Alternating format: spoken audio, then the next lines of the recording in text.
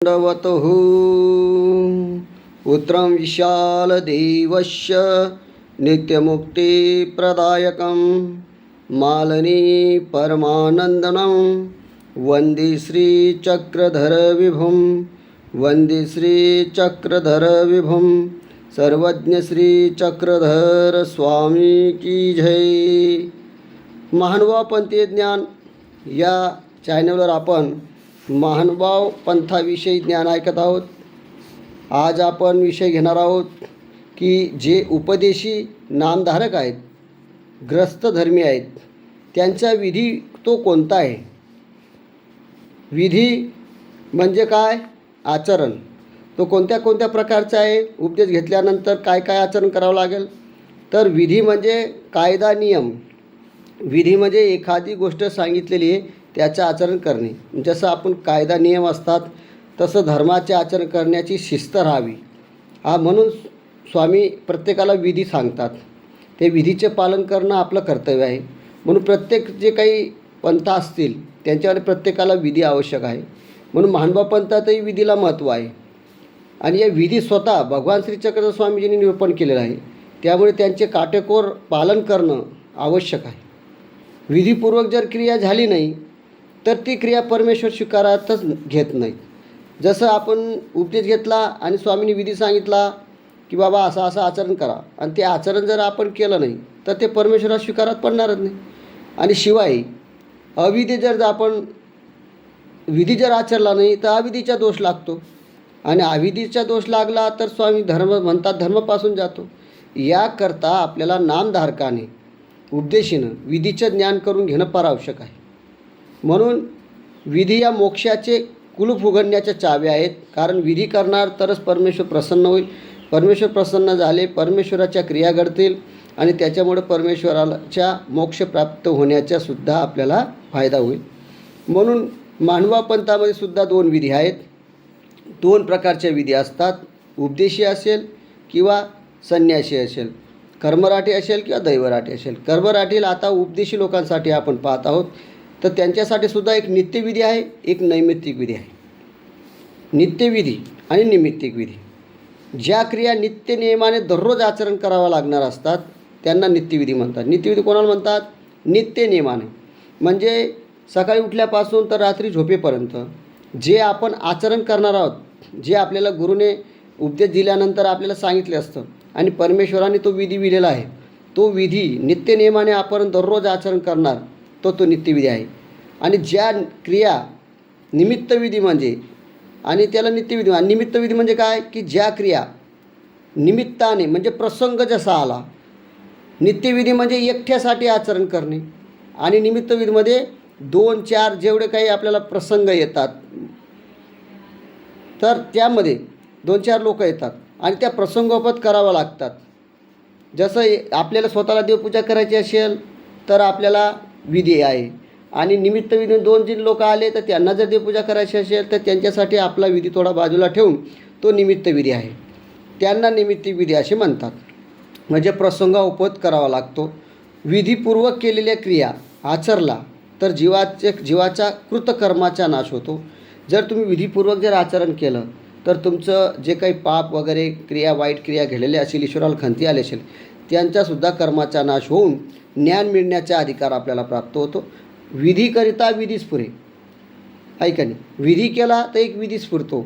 एक चांगला जर तुम्ही कधी विधी केला, जसं स्मरण केलं, पारायण केलं, पूजा अवसर केला, साधुसंत अन्नदान केलं, अशा जर क्रिया आपण विधी केला, विधी केल्यानंतर काय होईल, विधी वाढत वाढत वाढत वाढत विधी होईल आणि त्या विधीमुळे देव प्रसन्न होणार, म्हणजे ज्ञानसुद्धा आपल्याला अधिकार प्राप्त होतो। आणि ज्ञानप्राप्ती झाल्याने मोक्षाची जी वाटचाल आहे ती होऊन मोक्षप्राप्ती होणार। म्हणून प्रत्येक नामधारकाने विधीचं ज्ञान करून घ्यावं आणि त्या विधीप्रमाणे आपण आचरण करण्याचा नक्की प्रयत्न करायला पाहिजे। कोणताही विधीचे, आता आपण जर उपदेश घेतला, नवीन उपदेशी असाल किंवा जुनी उपदेशी असाल, आपल्याला ज्ञान नसलं तर कोणताही विधीचे 100% काही आचरण आपल्याकडून होणार नाही, आहे का नाही। परंतु काय करावं लागेल, हळूहळू जर आपण प्रयत्न केला तर नक्कीच आपण आचरण करू शकतात।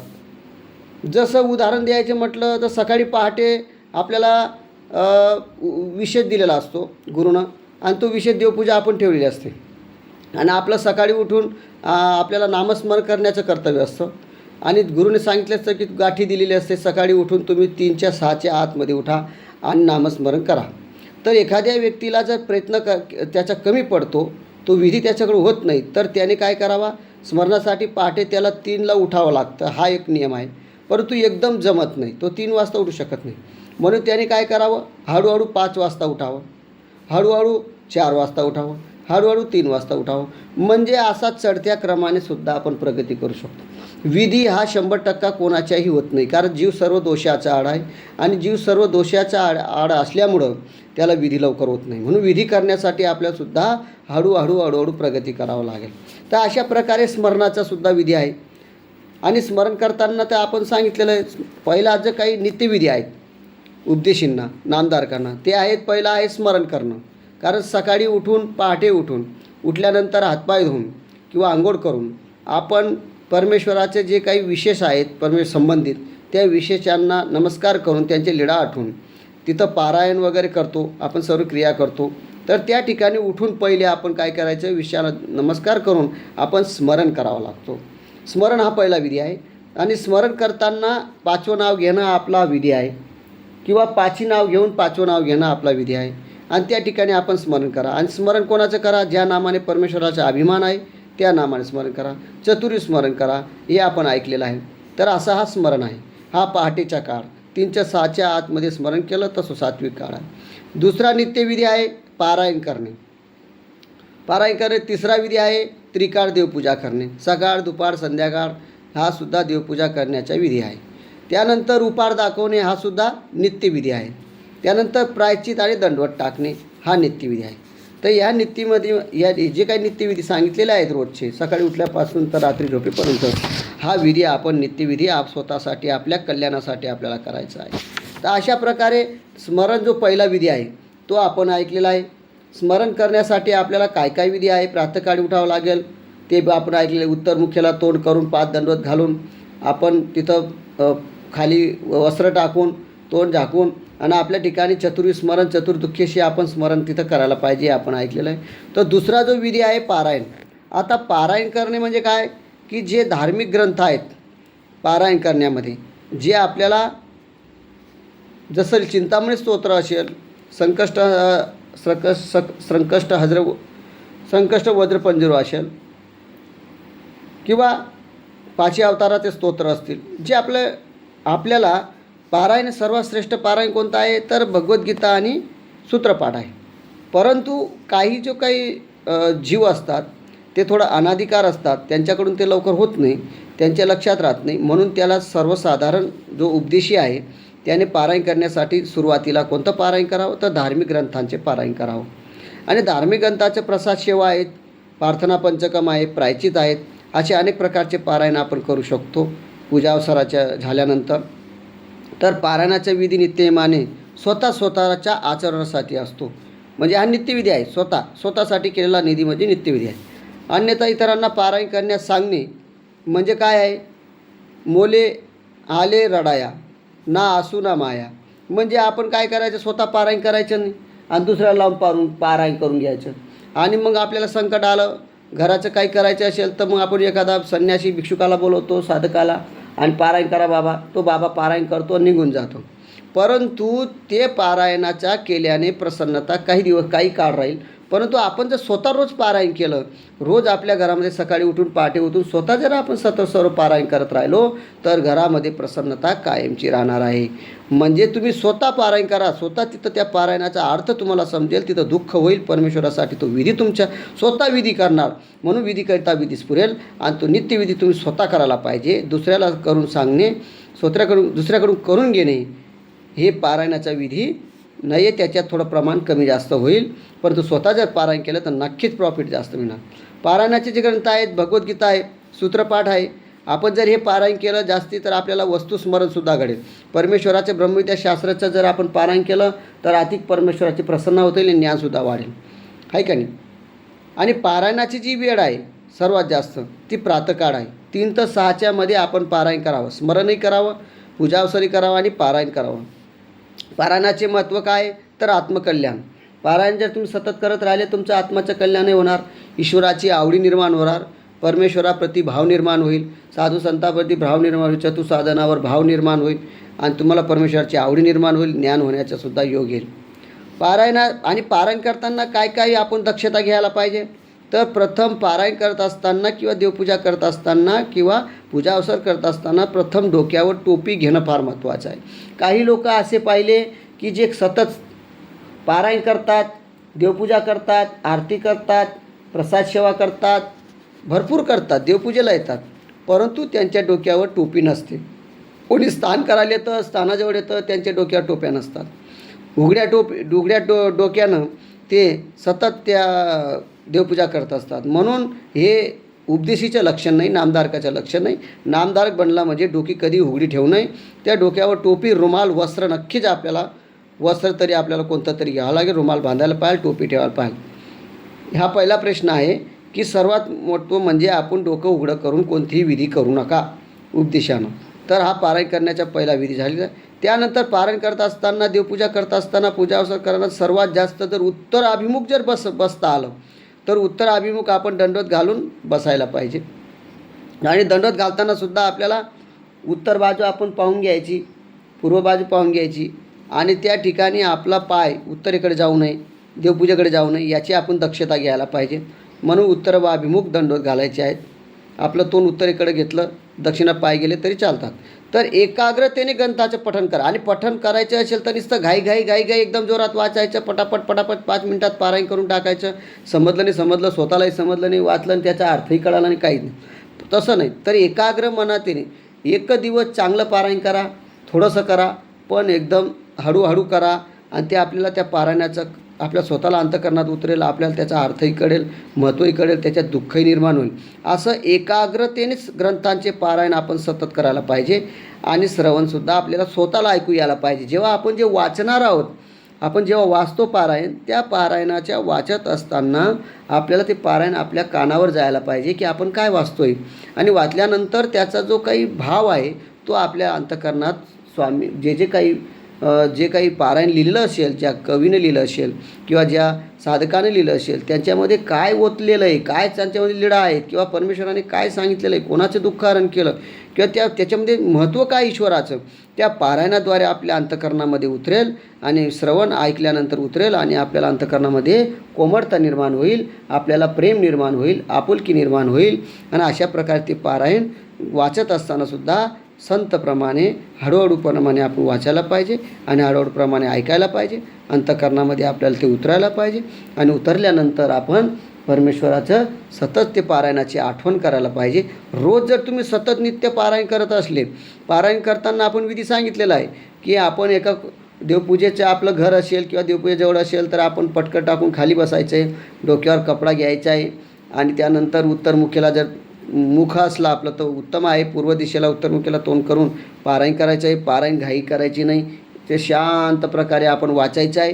वाचल्यानंतर आपल्याला ऐकूसुद्धा यायला पाहिजे. ऐकल्यानंतर अंतःकरणामध्ये त्याचा भावार्थ उमटायला पाहिजे आणि अंतःकरणात अर्थ उमटल्यानंतर अंतःकरणामध्ये आपल्याला त्याचा अर्थसुद्धा उमटून त्याची प्रीती गोडी निर्माण व्हायला पाहिजे. ते दुःखपूर्वक वाचायचं आहे. जसं आपण एखादा भक्ताची लीळा ऐकली, काही ऐकली तर आपल्या अंतःकरणात आपण म्हणावं की देवा मला तो लाभ मिळाला नाही, ते भक्त भाग्यवान होते, मी त्या लाभाचा नाही, मी पापी आहे, दोषी आहे, अहंकारी आहे, लोभी आहे, आजपर्यंत मी तुझं सांगितलेला विधी केला नाही, माझ्याकडून पारायण घडलं नाही, माझ्याकडून विधी होत नाही, देवपूजा होत नाही, स्मरण होत नाही, असं आपण त्यावेळेस दुःख करून ते पारायण करायला पाहिजे. आणि असं जर दुःखपूर्वक तुम्ही सतत पारायण करत राहिले तर नक्कीच तुमच्यामध्ये फरक पडणार. तुमची जिंदगी, तुमच्या आयुष्यामध्ये खूप मोठं घडायन होईल आणि परमेश्वर तुमच्यावर प्रसन्न होतील आणि तुम्हाला कधी जीवनामध्ये काही परमेश्वर कमी पडू देणार नाही. आणि तुमच्या पारायण केल्यानं काय फायदा होतो तर पारायण केल्यानं आपलं घराचं वातावरण प्रसन्न होतं. घरामध्ये जे काही सात्विक वातावरण निर्माण होईल त्यामध्ये आपली वाईट बुद्धी येणार नाही. लोक आपले जे काही संबंधी नातेगोती येतील त्यांच्याही वाईट गोष्टी तिथं आल्यानंतर वाईट बुद्धी चालली जाईल.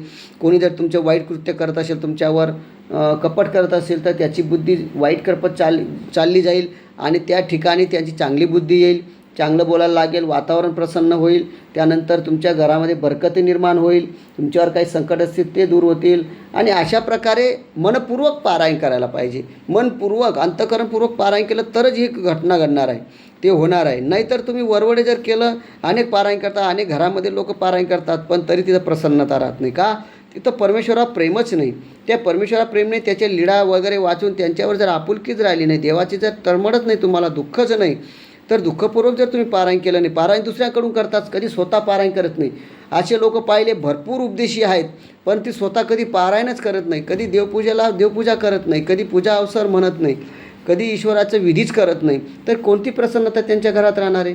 किती श्रीमंत असले तरी त्यांना प्रसन्नता नाही, त्यांच्या घरामध्ये दुःखच राहणार आहे.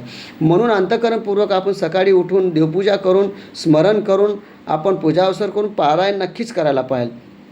तर असं पारायण जर तुम्ही करत राहिले तर तुमचं नक्की कल्याण होईल. म्हणून या ठिकाणी परमेश्वराने ज्या ज्या काही भक्तजनांजवळ लीळा असतील, चेष्टा असतील, नाम असेल, मूर्तीचं वर्णन असेल, असं जे काही पारायण असेल, की ज्या पारायण केल्यानंतर आपल्याला परमेश्वराच्या जे काही लीळा ऐकून दुःख व्हायला पाहिजे, आणि ते दुःख झाल्यानंतर परमेश्वर त्या ठिकाणी तुमचा अभिमान घेतील, आणि ते पारायण करता करता तुम्ही ब्रह्मविद्याशास्त्र भगवद्गीतेचं पारायण करणार, नंतर पुढं सूत्रपाठाचं पारायण करणार. ब्रह्मविद्याशास्त्राचं पारायण केल्यानंतर ब्रह्मविद्याशास्त्र तुमचं पाठ होऊन जाणार, सूत्र तुमच्या तोंडामध्ये पाठ होऊन जातील, गीताचे श्लोक पाठ होऊन जातील, त्याचा अर्थ तुम्हाला कळायला लागेल, आणि तुम्ही पवित्र आत्मा होऊन जाणार, आणि तुमचा प्रभाव तुम्ही जिथं जिथं फिरणार तुमच्या चेहऱ्यावर प्रसन्नता निर्माण होईल त्या ब्रह्मविद्याशास्त्रानं, आणि तुमचे सर्व कामं होतील. ज्या लोक तुमच्याजवळ बोलतील ते सुद्धा त्यांचं मन बदलून जाईल. तुम्ही जिथं जिथं बसणार तिथंचे कारसुद्धा सात्विक होऊन जाणार. तुम्ही त्या घरामध्ये वावरणार तर तुमच्या त्या पारायणामुळे, तुमच्या त्या ब्रह्मविद्याशास्त्राच्या पारायणामुळे घरामध्ये वातावरण बदलेल. म्हणून पारायणाचं फार महत्त्व आहे बाबा हो.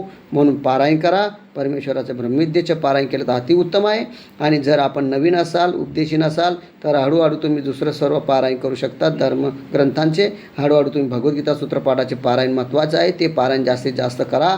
साधं पारायण तुम्ही हे कोणासाठी आहे? नवीन उपदेशासाठी आहे. परंतु जो उपदेशी आहे, जुना झाला असेल किंवा त्याला थोडं ज्ञान आहे, त्याने स्वतः कधीही आपलं भगवद्गीता आणि सूत्रपाठाचंच जास्त पारायण करायचं आहे. त्याच्याने तुमच्या घरामध्ये प्रसन्नता होईल, वातावरण प्रसन्नता होईल, आणि सर्व परिवारसुद्धा सुखी राहील. तर असा हा पारायणाचा विधी आपण ऐकलेला आहे. आणि पुढचा जो काही नित्यविधी आहे, त्रिकाळ देवपूजा कशी करायची याबद्दल आपण पुढच्या भागामध्ये माहिती घेणार आहोत. तर आज आपण एवढंच घेऊ, आणि पुढचं आपण पुढच्या भागात घेऊ. दंडवतहु सर्वज्ञ श्री चक्रधर स्वामी की जय.